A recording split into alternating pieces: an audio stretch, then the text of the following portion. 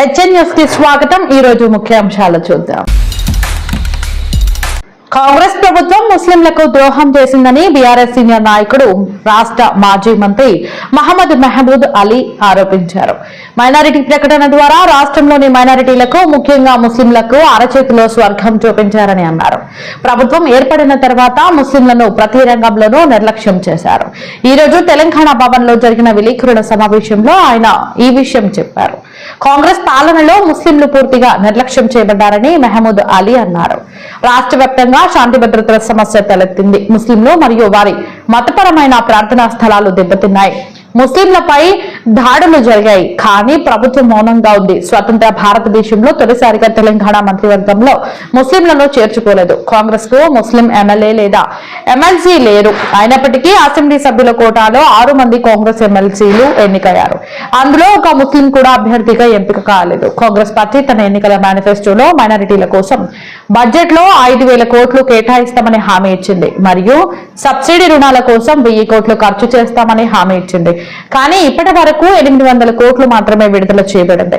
Subsidy రుణాల కోసం మైనారిటీల నుండి 2 సార్లు దరఖాస్తులు వచ్చాయి, కానీ రుణాలు ఇంకా పంపిణీ చేయలేదని, ఇది మైనారిటీలలో ఆందోళన కలిగిస్తుందని ఆయన అన్నారు.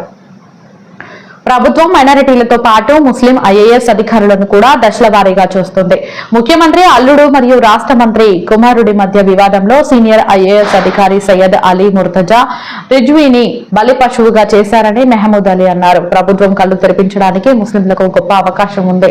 జూబ్లీహిల్స్ ఉప ఎన్నికల్లో బీఆర్ఎస్ అభ్యర్థి సునీతను భారీ మెజారిటీతో గెలిపించడం ద్వారా ముస్లింలు కాంగ్రెస్ ప్రభుత్వంపై తమ తృప్తిని వ్యక్తం చేయవచ్చు. బీఆర్ఎస్ 10 సంవత్సరాల పాలన లౌకికవాదం మరియు గంగా జామ్ని నాగరికతకు ప్రతీక అని, ఇక్కడ కేసీఆర్ సమాజంలోని అన్ని వర్గాలకు న్యాయం చేశారని ఆయన అన్నారు.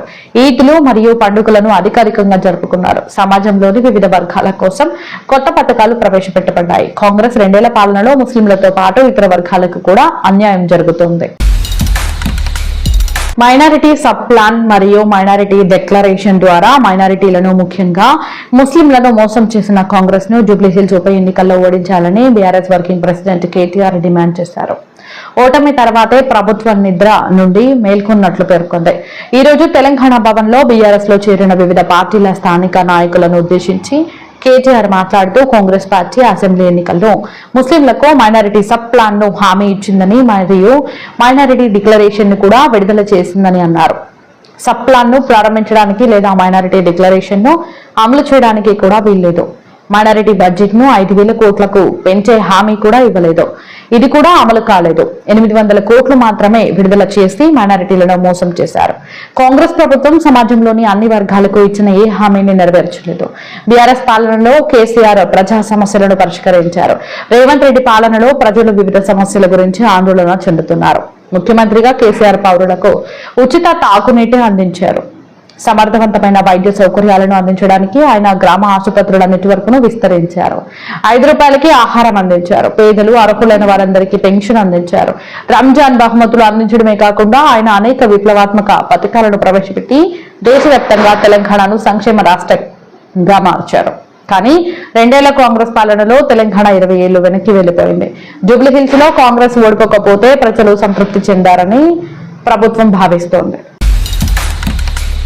తెలంగాణ రాష్ట్ర ఎన్నికల ప్రధాన అధికారి సీఈఓ సి సుదర్శన్ రెడ్డి రాష్ట్రంలోని ఓటర్ల జాబితాల స్పెషల్ ఇంటెన్సివ్ రివిజన్ ఎస్ఐఆర్ సన్నాహాలను సమీక్షించారు.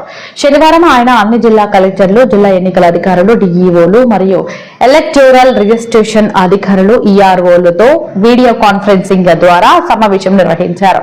దీనిలో ఓటర్ల జాబితా యొక్క ఖచ్చితత్వం మరియు పారదర్శకతను నిర్ధారించడంపై ఆయన నొక్కి చెప్పారు. స్పెషల్ ఇంటెన్సివ్ రివిజన్ యొక్క అన్ని దశలను నిర్ణీత గడువులుగా పూర్తి చేయాలని ఆయన అధికారులను ఆదేశించారు.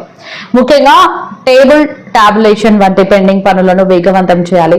దోషరహిత మరియు సమగ్ర ఓటరు జాబితాను తయారు చేయడానికి ప్రతి నియోజకవర్గం మరియు పోలింగ్ స్టేషన్ కు సంబంధించిన పురోగతిని క్రమం తప్పకుండా సమీక్షించాలని సుదర్శన్ రెడ్డి అన్నారు. గరిష్టంగా అర్హత కలిగిన ఓటర్లు తమ పేర్లను నమోదు చేసుకునేలా స్పెషల్ ఇంటెన్సివ్ రివిజన్ గురించి ప్రజల్లో అవగాహన కల్పించాలని ప్రధాన ఎన్నికల అధికారి నొక్కి చెప్పారు.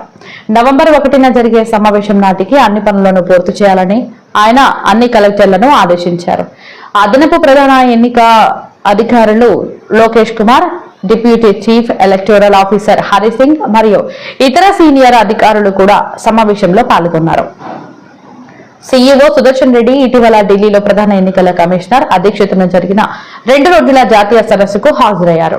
ఈ సమావేశంలో ఓటర్ల జాబితా నిర్వహణలో సాంకేతిక పరిజ్ఞానం వినియోగం, పారదర్శక విధానాల వినియోగం మరియు ఓటరు సేవలను మెరుగుపరచడంపై వివరణాత్మక చర్చలు జరిగాయి. తప్పులు లేని ఓటర్ల జాబితాలను సిద్ధం చేయాలని సుదర్శన్ రెడ్డి అధికారులను ఆదేశించారు. ఆధునిక సాంకేతిక పరిజ్ఞానాన్ని ఉపయోగించడం ద్వారా ప్రజల విశ్వాసాన్ని పెంచాలని ఆయన నొక్కి చెప్పారు. రాష్ట్ర ఐటీ పరిశ్రమల శాఖ మంత్రి డి శ్రీధర్ బాబు ఆస్ట్రేలియాలోని కొన్ని కంపెనీల భారతీయ సీఈఓలను కలిసి రైజింగ్ తెలంగాణ సాధనలో భాగస్వాములు కావాలని విజ్ఞప్తి చేశారు. డి శ్రీధర్ బాబు ఆస్ట్రేలియాకు వెళ్తున్నారు. శనివారం సిడ్నీలో the centre for Australia India relations నిర్వహించిన బిజినెస్ కాన్క్లేవ్ లో ప్రసంగిస్తూ ఆయన ఈ అభిప్రాయాలను వ్యక్తం చేశారు. దేశంలో అత్యంత వేగంగా అభివృద్ధి చెందుతున్న రాష్ట్రాలలో తెలంగాణ ఒకటి అని డి శ్రీధర్ బాబు అన్నారు.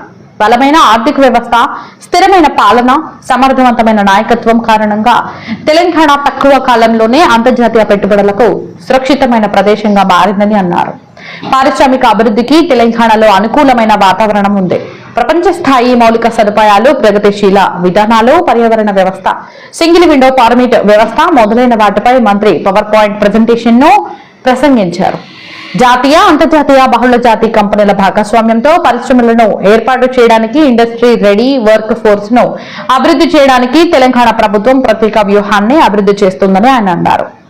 AI, data analytics, machine learning, gaming, animation, VFX, semiconductors, aerospace, defence, advanced manufacturing, green energy, EV manufacturing మరియు ఇతర రంగాలలో తెలంగాణలో పుష్కలమైన అవకాశాలున్నాయని శ్రీధర్ బాబు అన్నారు. పెట్టుబడిదారులు ఈ సంస్థలలో పెట్టుబడి పెట్టాలి. ప్రభుత్వం పూర్తి సహకారం మరియు భాగస్వామ్యాన్ని అందిస్తోంది. జూబ్లీహిల్స్ ఎన్నికలు కాంగ్రెస్ నుండి మజ్లిస్ కు మద్దతు ఇవ్వడానికి ఆసక్తిని రేకెత్తించడం ప్రారంభించాయి మరియు మజ్లిస్ మరియు కాంగ్రెస్ మధ్య పొత్తుపై వివిధ వర్గాల నుండి వ్యాఖ్యలు రావడం ప్రారంభించాయి. 2 సంవత్సరాల క్రితం ఉన్న విభేదాలు పరిష్కరించబడ్డాయని చెప్పబడింది. కానీ మజ్లిస్ బీహార్ లో కాంగ్రెస్ కు వ్యతిరేకంగా పోటీ చేయడం ద్వారా తన విభేదాలను కొనసాగించింది. జూబ్లీహిల్స్ లో కాంగ్రెస్ కు మద్దతిచ్చే మజ్లిస్ కార్యకర్తలు నిర్వహిస్తున్న సమావేశాల సందర్భంగా బీఆర్ఎస్ అభ్యర్థి మాగంటి సునీతను మరణించిన ఎమ్మెల్యే మాగంటి గోపీనాథ్ 2వ భార్య అని పేర్కొంటూ లక్ష్యంగా చేసుకుంటున్నారు. ఇది సిగ్గుచేటు చర్య. జూబ్లీహిల్స్ అసెంబ్లీ నియోజకవర్గంలో బీఆర్ఎస్ అభ్యర్థి గురించి అవమానకరమైన వ్యాఖ్యలు చేస్తున్న మజ్లిసీ నాయకులు, ముఖ్యంగా జూబ్లీహిల్స్ మజ్లిసీ కేడర్ తమ పట్ల పార్టీ వైఖరి ఏమిటో ఆలోచించాలని బీఆర్ఎస్ నాయకుడు షేక్ అబ్దుల్లా సోహైల్ ఒక ప్రకటనలో అన్నారు. 2023లో ఖైరతాబాద్ మరియు ఇతర అసెంబ్లీ నియోజకవర్గాల్లోని మజ్లిసీ కేడర్ పార్టీ సూచనల మేరకు బీఆర్ఎస్ కోసం పనిచేశారని మరియు ఇప్పుడు వారు పార్టీ సూచనల మేరకు పనిచేస్తున్నారని షేక్ అబ్దుల్లా సోహైల్ అన్నారు. పార్టీ మజ్లిసీ కేడర్ ను ఎలా ఉపయోగిస్తుందో చూస్తే ఇది తెలుస్తుంది. వారు ఎందుకు పరధ్యానం చెందుతున్నారో నాయకత్వం నుండి విచారించడం క్యాడర్ బాధ్యత అని ఆయన అన్నారు. ఎన్నికల అఫిడవిట్లో బీఆర్ఎస్ అభ్యర్థిని ఆమె మరణించిన భర్త తన బాధ్యతగా గుర్తించినప్పటికీ ఆమెపై ఆరోపణలు చేయడం ద్వారా ఆమెను అప్రతిష్ట పాలు చేసే ప్రయత్నాలు జరుగుతున్నాయని శ్రీ అబ్దుల్లా సోహైల్ అన్నారు. ఇంతలో జూబ్లీహిల్స్ లో గత 3 ఎన్నికలను పరిశీలిస్తే మజ్లిసీ కేడర్ 3 వేర్వేరు రాజకీయ పార్టీలతో ఉంది. ఇది వాటి ప్రాముఖ్యతను చూపిస్తుంది మరియు పార్టీ తన సొంత ప్రయోజనం కోసం క్యాడర్ ను ఎలా ఉపయోగిస్తుందో చూపిస్తోంది. హెచ్ఎన్ న్యూస్ సబ్స్క్రైబ్ చేయండి, లైక్ చేయండి, షేర్ చేయండి.